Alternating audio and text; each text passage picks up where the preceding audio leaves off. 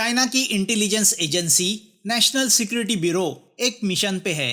Mission है एक ऐसी चीज को दुश्मन के हाथों से लगने से बचाने का, जो अगर दुश्मन के हाथ लग जाए तो चाइना की कई सालों की मेहनत पे पानी फिर जाएगा। नाथन नाम के उस आदमी का ब्यूरो के एजेंट पीछा कर रहे हैं। उन्हें नाथन से उस चीज को हासिल करना है। वो चीज क्या है ये टॉप सीक्रेट है। नाथन दुश्मन के लिए ये काम कर रहा है। ब्यूरो के एजेंट उसे रंगे हाथों पकड़ना चाहते हैं। ह्यूगो जो सीनियर एजेंट है वो इस मिशन को हैंडल कर रहा है। दूसरा है यान जो ऐसे काम में माहिर है। वो नाथन पे नजर रखे हुए है। मॉल के बाहर खड़े कंट्रोल ट्रक से नाथन की हर एक्टिविटी पे नजर रखी जा रही है। तभी एक कुरियर वाला आके एक पार्सल नाथन को देके चला जाता है। अब कुछ एजेंट डिलीवरी वाले को पकड़ने मुड़ते हैं तो कुछ नाथन को। यान नाथन का पीछा करने लगता है। उस कुरियर वाले को पकड़ा जाता है, मगर वो तो सिर्फ डिलीवरी करने वाला निकलता है। तो अब नाथन पे फोकस किया जाता है, मगर नाथन को इसकी भनक लगती है तो वो भागने लगता है। उसे पकड़ने यान भी उसके पीछे भागने लगता है। ह्यूगो भी कंट्रोल ट्रक से निकल के नाथन को पकड़ने मुड़ता है।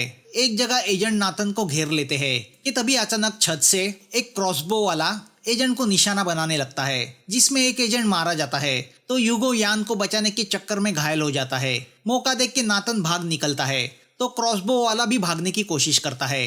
कंट्रोल ट्रक में बैठी जीना उस मरे हुए एजेंट की गर्लफ्रेंड है, तो वो भागते हुए उस आदमी पे ड्रोन को टकराती है, जिससे वो आदमी छत से नीचे गिर के मर जाता है। यहाँ नाथन एक बिलबोर्ड के पीछे छुपा हुआ है, मगर एजेंट उस पे गन तान के उसे बाहर आने कहते हैं। अब नाथन जैसे ही बाहर आता है वो सीक्रेट चीज जो उसके पास है उसका अचानक ब्लास्ट होता है। ब्लास्ट में वो चीज डिस्ट्रॉय होती है तो जली हुई हालत में नाथन को अरेस्ट किया जाता है। यान ह्यूगो को बचाने के लिए थैंक्स कहता है। नाथन से पता चलता है कि वो अमेरिकन खुफिया एजेंसी CIA के लिए काम करता है। वो बताता है कि वो चीज यानी एक परफ्यूम था, इसके सिवा वो उसके बारे में कुछ नहीं जानता। उसे सिर्फ उस चीज को पिकअप करने का काम दिया गया था। और कमाल की बात यह है कि नेशनल सिक्योरिटी ब्यूरो को भी बताया नहीं गया वो चीज क्या है। सब यही अटकलें लगा रहे हैं, क्या वो हार्ड डिस्क थी या कोई न्यूक्लियर डिवाइस। किसी ने दूर से उस मेटल बॉक्स को रिमोट कंट्रोल से ब्लास्ट किया था।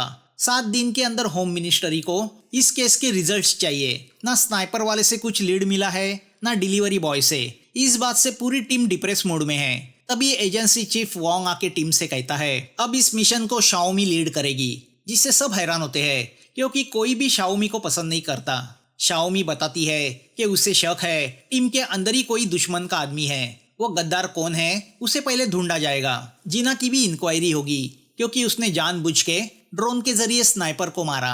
ह्यूगो यही एक्सपेक्ट कर रहा था कि उसे टीम लीडर बनाया जाएगा, मगर उसके बदले शाओमी को लीडर बनाया गया है, जिससे वो नाराज है। शाओमी बताती है कि एजेंसी के अंदर का कोई आदमी सारी इंफॉर्मेशन दुश्मन खुफिया एजेंसी को दे रहा है। इतना ही पता चला है कि वो कोई सीनियर एजेंट है, मतलब शाओमी का शक ह्यूगो और यान पे है। जीना की भी इंक्वायरी होती है। वो अपने आप को बेगुनाह साबित नहीं कर पाती तो उसे कुछ दिनों के लिए सस्पेंड किया जाता है। मिशन के नाकामयाबी की रिस्पॉन्सिबिलिटी ह्यूगो अपने सर लेता है। तो यान के बारे में एजेंसी को ये पता चला है कि उसकी एक्स गर्लफ्रेंड ली फेई अब अमेरिकन एजेंसी CIA के लिए काम करती है। तो यान भी शक के घेरे में है क्योंकि यान अभी भी ली फेई के कांटेक्ट में है। इन सब बातों से यान और ह्यूगो दोनों डिस्टर्ब हुए हैं। अब हमारे सामने आता है होशांग, जो चाइना के डिफेंस लैब में केमिकल साइंटिस्ट का काम करता है। होशांग वही आदमी है जिसे वो टॉप सीक्रेट चीज CIA के एजेंट जेम्स तक पहुंचानी थी, जो मिशन नाकामयाब रही, जिससे जेम्स भी गुस्सा है क्योंकि वो होशांग ही था जिसने रिमोट कंट्रोल से उस चीज को डिस्ट्रॉय किया था। जेम्स चाहता है कि होशांग अब फिर से उस चीज को CIA के लिए अरेंज करे, मगर होशांग के लिए पॉसिबल नहीं क्योंकि किसी को शक हुआ तो उसकी फांसी पक्की है। और फिर उसकी फैमिली का क्या होगा। उस बॉक्स में ऐसी टेक्नोलॉजी थी जो दुनिया में किसी के पास नहीं। जेम्स होशांग से कहता है कि 5 दिन में वो और एक बॉक्स चोरी करके बेला से कोऑर्डिनेट करे, जिसके बदले होशांग को किसी और देश की सिटीजनशिप दी जाएगी और $1 मिलियन भी। होशांग जेम्स से कहता है कि पहले CIA उसकी और उसके फैमिली की पूरी अरेंजमेंट करे, तभी वो नया बॉक्स चुराने के बारे में सोचेगा।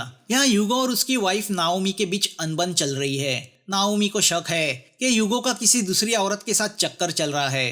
रात को ह्यूगो छुपके से घर से निकलता है और बड़ी सावधानी के साथ एक होटल रूम में पहुंचता है जहां बेला उसी का इंतजार कर रही है। इस बेला के चक्कर में ही ह्यूगो को अपना ईमान गिरवी रखना पड़ा है। दरअसल एक रात वो शराब के नशे में इस बेला के साथ हमबिस्तर हुआ और बेला के यानी CIA के चंगुल में फंस गया। क्योंकि ह्यूगो के उस करतूतों का वीडियो बनाया गया है जिससे उसे ब्लैकमेल किया जा रहा है कि वो सीआईए के लिए जासूसी करे। ह्यूगो अपने देश से, अपने जॉब से गद्दारी नहीं करना चाहता, वो इस सब से छुटकारा पाना चाहता है। उसे अभी तक ये पता नहीं चला आखिर सीआईए उससे चाहती क्या है। बेला खुद नहीं जानती जेम्स ह्यूगो से क्या चाहता है। वो ह्यूगो को एक लिक्विड देते हुए कहती है कि फिलहाल वो इस लिक्विड को उस मेटल बॉक्स पे डाले जिससे उस बॉक्स के अंदर जो कुछ बचा है वो नष्ट हो जाएगा। ह्यूगो बेला की रूम से निकलता है तो होशांग वहां पहुंचता है। वो बेला से कहता है कि वो उसका चाइना से भागने का इंतजाम करे क्योंकि उसे डर है अब वो किसी भी वक्त पकड़ा जा सकता है। बेला उससे कहती है बिना उस चीज को हासिल किए सीआईए उसकी कोई मदद नहीं करेगी, जिससे सिर्फ वही नहीं उसकी फैमिली भी खतरे में पड़ सकती है। यहाँ ब्यूरो के ऑफिस में शाओमी और वोंग ह्यूगो और यान पे नजर रखे हुए हैं। उन दोनों में असली कल्प्रिट कौन है ये जानने के लिए शाओमी एक चाल चलती है। वो नाथन से हासिल किया हुआ मेटल बॉक्स उनके सामने रखती है जो फोरेंसिक लैब भेजा जाएगा। हालांकि वो मेटल बॉक्स नकली होता है। ह्यूगो कुछ देर के लिए बॉक्स को देख के ललचाता है कि बेला ने दिया हुआ लिक्विड उस पे डाल के उसे डिस्ट्रॉय करे, मगर अपने आप को वो रोक लेता है। रात को ह्यूगो फिर से बेला से मिलने जाता है। वो फैसला कर चुका है कि वो बेला को ब्यूरो के हवाले करेगा। वो उसे हथकड़ी पहनाता है। बेला उससे कहती है कि ब्यूरो वाले उसे ही जासूस समझेंगे और हो सकता है देशद्रोह के जुर्म में ह्यूगो को 10 साल की जेल हो, मगर ह्यूगो उसकी नहीं सुनता।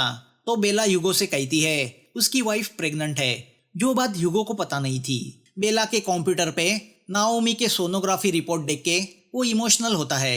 बेला उससे कहती है अगर तुम जेल गए तो अपनी वाइफ को क्या जवाब दोगे, तो जैसा चल रहा है चलने दो। वहां से ह्यूगो घर पहुंचता है। वो नाओमी से बहुत कुछ कहना चाहता है मगर कह नहीं पाता। यान पिछले 2 दिन से ह्यूगो का पीछा कर रहा है।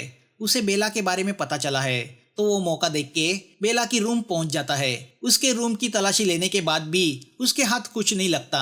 शाओमी ने ही यान को इस काम पे लगाया है। तो अब बेला पे 24 घंटे नजर रखने का फैसला लिया जाता है, जो टूरिस्ट वीजा पे चाइना आई है।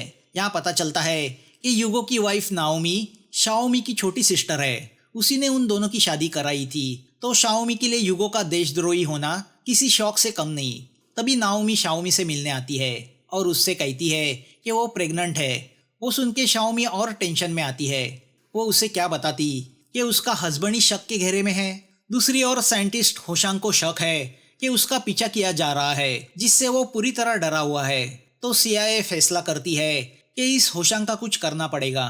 बेला चाल चल के ह्यूगो से कहती है कि होशांग नाम का एक आदमी उसके बारे में जानता है और ये होशांग वही है जिसने डिफेंस लैब से वो बॉक्स चुराया था। तो अब होशांग को मारने का काम ह्यूगो पे सौंपा जाता है। बेला ह्यूगो से कहती है कि वो होशांग को एक मोबाइल कलेक्ट करने बोलेगी जिसमें बॉम्ब होगा। ह्यूगो को होशांग के पास जाके वर्चुअल ट्रिगर को दबाना है। ये वर्चुअल ट्रिगर उस दूसरे मोबाइल में होगा जो ह्यूगो को दिया जाएगा। ब्लास्ट के कुछ देर पहले एक लिंक उस मोबाइल पे भेजी जाएगी, जिसे क्लिक करते ही वो वर्चुअल ट्रिगर आ जाएगा। इस ब्लास्ट से ब्यूरो होशांग को ही गद्दार समझेगी और ह्यूगो पे किसी को शक नहीं होगा। ह्यूगो बेला की चाल में आ जाता है। ह्यूगो को बेडरूम के अंदर से किसी से बात करते देख नाओमी को शक होता है वो किसी लड़की से बात कर रहा था। ह्यूगो नाओमी को समझाता है वो उसे गलत समझ रही है, उसे कुछ वक्त चाहिए, मगर नाओमी उस पर नाराज होती है। अब जैसे ही ह्यूगो मोबाइल कलेक्ट करने घर से निकलता है, यान उसका पीछा करने लगता है, मगर ह्यूगो ही उसे एक जगह पकड़ लेता है। यान ह्यूगो से कहता है कि ब्यूरो को उस पे शक हुआ है तो बेटर है वो अपने आप को यहीं पे रोके, मगर ह्यूगो नहीं मानता। तो अब दोनों दोस्त हाथापाई पे उतर आते हैं। यान ह्यूगो को हथकड़ी लगा देता है और उसे समझाते हुए घर छोड़ देता है।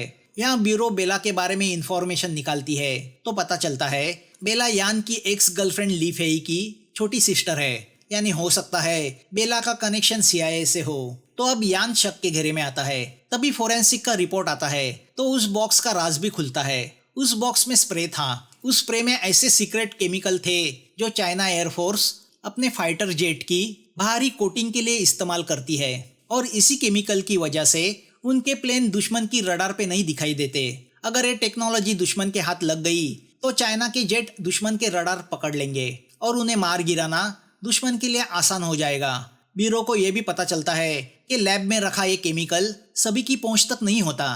तो अब उनका शक होशांग पे जाता है, जो उन साइंटिस्ट टीम में से एक है जो 6th जनरेशन फाइटर जेट पे काम कर रहे हैं। और आजकल इस होशांग की हरकतें शक के दायरे में आ गई है, क्योंकि उसकी फैमिली ने हाल ही में अमेरिका की सिटीजनशिप ली है, जो अगले महीने चाइना छोड़ के जाने वाले हैं। ब्यूरो होशांग को रेड हैंडेड पकड़ने का फैसला करती है। यान होशांग के घर पहुंचता है तो पता चलता है वो पिछले 2 दिन से घर नहीं आया। तो अब सैटेलाइट से पूरी बीजिंग में छान मारी जाती है। तो एक होटल से बाहर निकलता होशांग उन्हें दिखाई देता है। होशांग के पीछे यान को भेजा जाता है। यान शाओमी से कहता है कि उसने आइसोटोपिक सिग्नल बेला के कपड़ों पे लगा दिया था, जो एक लिक्विड की तरह होता है और जिसे सैटेलाइट ट्रेस कर लेता है। सैटेलाइट से पता चलता है कि बेला एक मॉल में है, शायद वो होशांग से मिलने वाली है। यहाँ बेला के कहने पे होशांग डस्टबिन में छुपाया हुआ मोबाइल निकालता है। वो जानना चाहता है CIA ने उसका चाइना से भागने का कैसे इंतजाम किया है। बेला होशांग को बताती है एक कार से उसे पिकअप करके म्यांमार बॉर्डर पे छोड़ा जाएगा, वहां से प्लेन से उसे कैरिबियन कंट्री में भेजा जाएगा, वही के किसी देश की सिटीजनशिप उसे दी जाएगी। उसे 1 लाख युआन कैश और 200 मिलियन युआन बैंक डिपॉजिट के जरिए दिए जाएंगे।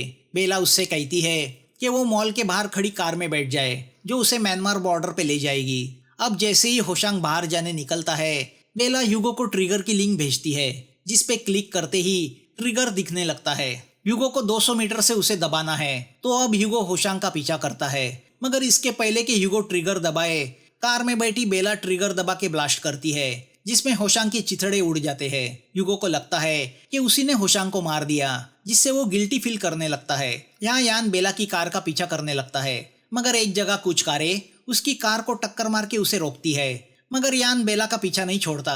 वो मेट्रो स्टेशन पहुंचता है। बेला जान जाती है उसका पीछा किया जा रहा है, तो वो भागती है। तो यान को रोकने की कोशिश की जाती है। अब एक अमेरिकन उस पर हमला करता है। बेला भी उसे मारने मुड़ती है। यान अमेरिकन को मार देता है। तो वहां पहुंचा ह्यूगो बेला को मार देता है। अब डिप्रेस ह्यूगो यान पे गन तान देता है। वो यान से कहता है मैं ऐसा सीन क्रिएट करूंगा जिससे लगे तुम्ही ने होशांग और बेला को मारा है और तुम ही वो देशद्रोही गद्दार हो। तुम सफाई दे नहीं पाओगे, क्योंकि उसके पहले ही मैं तुम्हें मार दूंगा।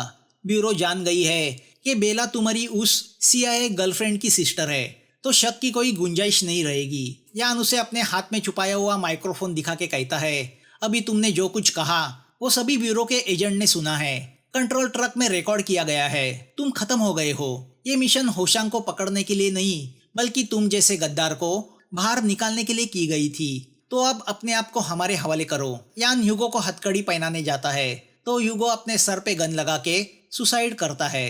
ह्यूगो की डेड बॉडी देख के शाओमी इमोशनल होती है। उसे समझ में नहीं आता वो अपनी सिस्टर को क्या जवाब देगी। सबसे ज्यादा डिप्रेशन में यान गया है, क्योंकि ह्यूगो उसका बहुत अच्छा दोस्त था। शाओमी यान से कहती है मुझे तो तुम पे शक था, मगर वो ह्यूगो निकला। हमारा ही साथी जब गद्दार निकलता है तो बहुत दुख होता है। ह्यूगो की मौत से चीफ वोंग भी बहुत दुखी होता है। वो शाओमी से कहता है कि अब वो अपनी स्केयर आउट मिशन बंद करे, क्योंकि गद्दार मारा जा चुका है। यहाँ यान घर जा रहा होता है, तो वो रास्ते में फ्रेश होने वॉशरूम जाता है। वहाँ डस्टबिन में छुपाया हुआ मोबाइल बाहर निकालता है। उस मोबाइल से वो CIA एजेंट जेम्स को कांटेक्ट करता है। तो पता चलता है दरअसल ह्यूगो नहीं, बल्कि यान वो इनसाइडर है जो अमेरिकन एजेंसी के लिए काम करता है। ब्यूरो का शक यान पे जा रहा था, तो यान को बचाने के लिए CIA ने ह्यूगो को शिकार बनाया, ताकि पूरा शक उस पे चला जाए और यान को क्लीन चिट मिले। CIA नहीं चाहती थी यान, जो उनके लिए पिछले 5 साल से काम कर रहा है, वो फंसे। राजा को बचाने के लिए वजीर को मारना पड़ता है। अब जेम्स यान से कहता है नाथन जो हॉस्पिटल में एडमिट है, उसकी कैप के अंदर वो सीक्रेट लिक्विड फार्मूला लगा है, जिससे फाइटर जेट को स्टेल्थ बनाने के लिए कोटिंग की जाती है। दरअसल उस दिन अरेस्ट होने के पहले नाथन ने उस मेटल बॉक्स से स्प्रे निकाल के उसे अपनी कैप के अंदर स्प्रे किया था। अमेरिका को तो उस लिक्विड का फॉर्मूला जानना है, जिसके लिए कैप के अंदर स्प्रे किया हुआ लिक्विड काफी है। तो जेम्स यान से कहता है कि वो हॉस्पिटल जाके नाथन की उस कैप से सेम दूसरी कैप बदली करे और वो फॉर्मूला वाली कैप उन्हें लाके दे। ये यान की आखिरी मिशन होगी।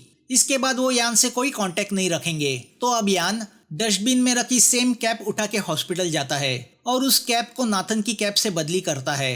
मगर यान वो कैप जेम्स को नहीं देता, बल्कि वो किसी अनजान जगह चीफ वोंग से मिलता है और वो कैप उसे देता है। और यहाँ सबसे बड़ा राज खुलता है कि दरअसल ब्यूरो की तरफ से वोंग ने ही यान को CIA के लिए प्लान किया था। यानी यान देशद्रोही नहीं था, बल्कि अपने देश के लिए गद्दार होने का नाटक करके CIA को गुमराह कर रहा था। अब वोंग यान को दूसरी कैप देता है, जिसके अंदर कोई और ही लिक्विड स्प्रे किया गया है जिसका CIA को कोई फायदा नहीं होगा। वोंग से पता चलता है कि 5 साल पहले यान एकेडमी से ग्रेजुएट होके बाहर निकला, तभी उसे अंडरकवर जासूस का ये काम दिया गया था। यान ने अपनी एक्स गर्लफ्रेंड लिफेई के जरिए CIA से कांटेक्ट किया तो CIA ने ही यान को अपने काम के लिए चुना, मगर यान दरअसल CIA के लिए नहीं बल्कि नेशनल सिक्योरिटी ब्यूरो के लिए काम करता रहा। वोंग यान से कहता है, तुम्हारी 5 साल की मेहनत का फल अब मिला है। CIA की इस मिशन को नाकामयाब करना यह हमारी सबसे बड़ी जीत है। दुश्मन को शिकस्त देने के लिए कभी कभी खुद दुश्मन बनना पड़ता है। वोंग यान से कहता है, अब इस डबल आइडेंटिटी के साथ तुम्हें जीना होगा। एक जासूस को अपने देश के लिए क्या क्या करना पड़ता है। मूवी यहाँ खत्म होती है। दोस्तों, रिक्वेस्ट करूंगा कि इस चैनल को सब्सक्राइब करें, तभी ये चैनल ग्रो कर पाएगा, नए वीडियो आपके सामने ला पाएगा। तो फिर मिलेंगे नए वीडियो के साथ। Thanks for watching.